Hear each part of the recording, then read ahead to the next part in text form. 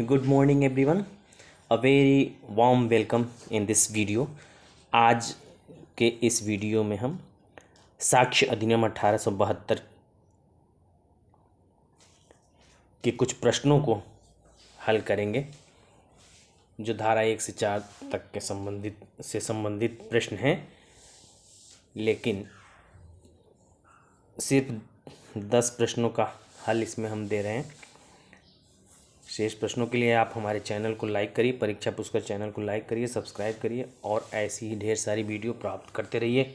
चलिए शुरू करते हैं। पहला प्रश्न है कि भारतीय साक्ष्य अधिनियम 1872 की विधेयक का प्रारूप किसने तैयार किया था?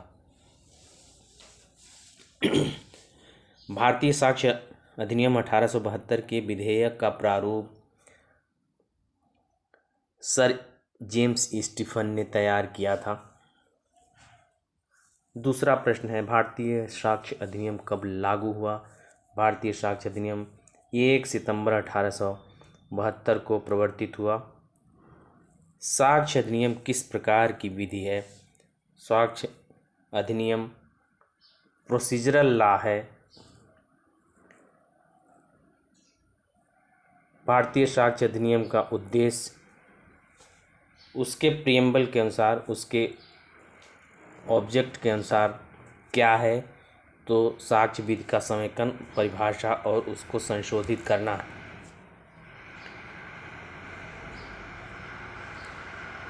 पांचवा प्रश्न है,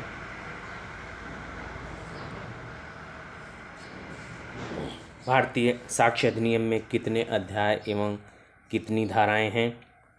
तो 167 धाराएं हैं जो कुल 11 अध्यायों में विभक्त हैं। प्रश्न नंबर 6 देखिए, भारतीय साक्ष्य अधिनियम में प्रयुक्त न्यायालय शब्द में सम्मिलित होते हैं। कौन कौन सम्मिलित होते हैं? सभी न्यायाधीश, मजिस्ट्रेट, व्यक्ति, मध्यस्थ को छोड़कर जो साक्ष्य लेने के लिए अधिकृत है।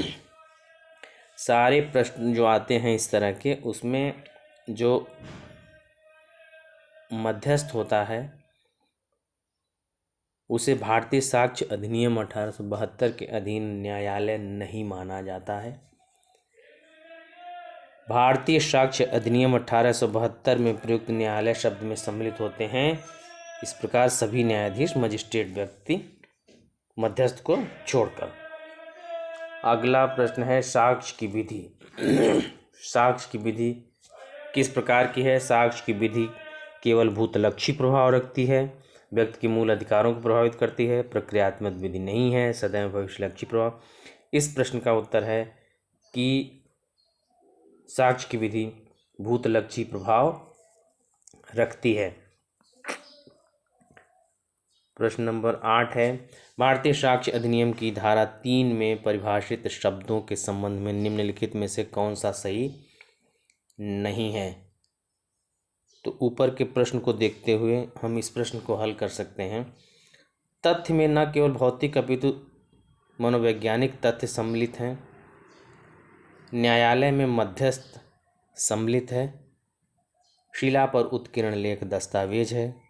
कोई तथ्य साबित नहीं हुआ कहा जाता है जब वह न तो साबित किया गया हो और न ही ना साबित किया गया हो। इस प्रश्न का उत्तर होगा न्यायालय में मध्यस्थ सम्मिलित है। यह गलत है। इस प्रश्न में सही पूछ रहा है तो बाकी ए, सी, डी ये तीनों सही हैं, जबकि न्यायालय में मध्यस्थ सम्मिलित है यह गलत है। न्यायालय में मध्यस्थ शामिल नहीं है भारतीय साक्ष्य अधिनियम के अनुसार। निम्नलिखित में से कौन सी न्यायिक प्रक्रिया नहीं है? न्यायाधीश द्वारा सुनवाई, साक्ष्य लेने के लिए प्राधिकृत व्यक्ति के समक्ष सुनवाई, मध्यस्थ के समक्ष सुनवाई, मजिस्ट्रेट द्वारा सुनवाई।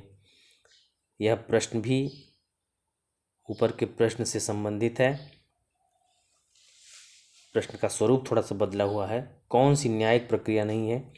तो मध्यस्थ जब न्यायालय की परिभाषा में नहीं आता तो उसके समक्ष की जो सुनवाई होगी वो न्यायिक प्रक्रिया कैसे कही जाएगी? इसलिए इस प्रश्न में ये जो मध्यस्थ के समक्ष सुनवाई है यह न्यायिक प्रक्रिया नहीं है। बाकी न्यायाधीश द्वारा जो सुनवाई होती है वह न्यायिक प्रक्रिया होती है। साक्ष्य लेने के लिए प्राधिकृत व्यक्ति के समक्ष जो सुनवाई होती है वो न्यायिक प्रक्रिया होती है। मजिस्ट्रेट द्वारा जो सुनवाई होती है वो न्यायिक प्रक्रिया में शामिल होता है। आइए अगला प्रश्न देखते हैं। निम्नलिखित में से कौन सा शब्द भारतीय साक्ष्य अधिनियम की धारा 3 के अंतर्गत परिभाषित नहीं है? इस तरह के प्रश्न और भी बनाए जा सकते हैं, लेकिन आप इसमें से देखें कि इसमें क्या परिभाषित नहीं है। तो न्यायालय की परिभाषा धारा 3 में दी गई है।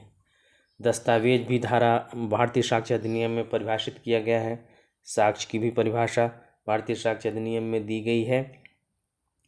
संस्वीकृति भारतीय साक्ष्य अधिनियम की धारा 3 में परिभाषित नहीं है। संस्वीकृति भारतीय साक्ष्य अधिनियम में कहीं भी परिभाषित नहीं है। संस्कृति से संबंधित उपबंध आगे की धाराओं में वर्णित जरूर हैं, लेकिन इसे परिभाषित धारा 3 में नहीं किया गया है। इसी प्रकार के अन्य वीडियो प्राप्त करने के लिए आप हमारे चैनल को शेयर, सब्सक्राइब और लाइक ज़रूर करते रहें। मैं ऐसे ही रेगुलर वीडियो डालने का प्रयत्न कर रहा हूँ। तब तक के लिए जय हिंद, जय भारत।